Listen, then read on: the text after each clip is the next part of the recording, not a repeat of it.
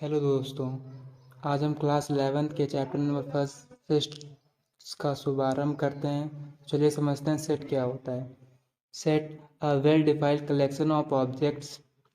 Set को चलो हम लोग एक एग्जाम्पल समझने की कोशिश करते हैं। जैसे मान लेते हैं हमारे पास दो लोग हैं,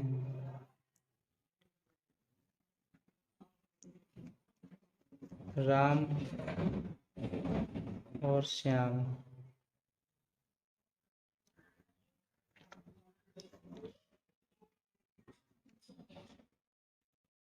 ठीक है, मान लेते हैं राम और श्याम दो लोग हैं यहाँ पर। हमने राम से पूछा कि आप अपने फेवरेट कलर बताओ, तो राम ने बताया रेड, ग्रीन।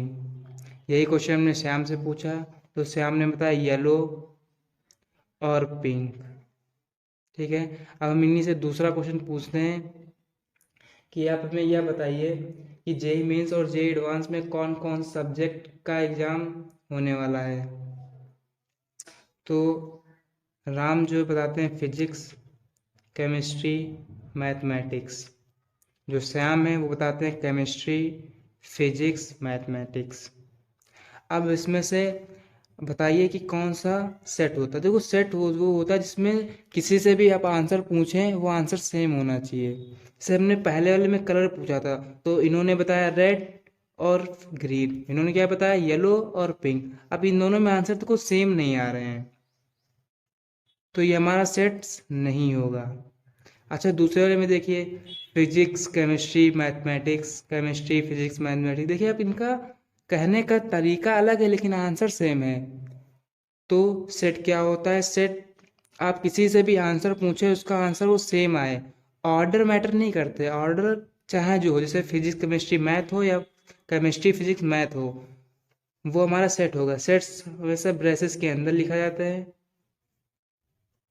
आप ब्रेसेस के अंदर इस तरह से लिखे जाते हैं। सेट्स हमें ब्रेसेस के अंदर लिखे जाते हैं। जो ब्रेसेस के अंदर लिखे होते हैं हमारे एलिमेंट्स होते हैं, ये हमारा सेट है।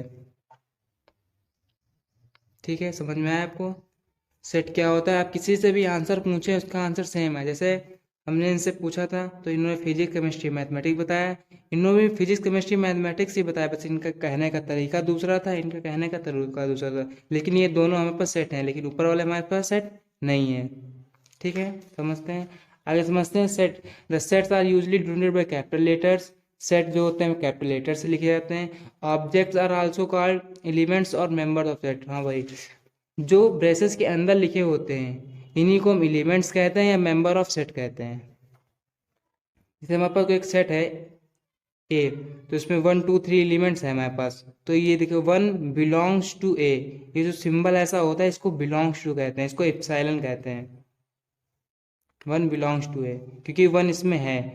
अब इसमें 5 डज नॉट बिलोंग्स टू ए, क्योंकि ये जो कटा है इसको डज नॉट बिलोंग्स टू कहते हैं, क्योंकि 5 इस वाले सेट में हमारे पास नहीं है, इसलिए यहाँ पे डज नॉट बिलोंग्स टू, इसको ब्रेसेस कहते हैं। समझ लेते हैं कुछ एग्जाम्पल। जैसे हमारे पास एग्जाम्पल है a team of 11 best cricket batsman of the world. आप एक क्रिकेट टीम बनाइए जिसमें वर्ल्ड के सभी क्रिकेट बैट्समैन रखिए।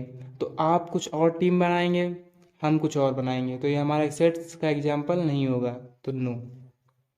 अच्छा, the collection of all boys in your class. आप अपनी क्लास के सभी बच्चों का कलेक्शन बनाइए और हम भी आप ही क्लास के बॉयज का कलेक्शन बनाएंगे, तो आंसर हम दोनों का सेम होगा ना, इसलिए हमारा पास ये सेट होगा। आंसर सेम होना चाहिए। अगला क्या है? Some standard sets of numbers.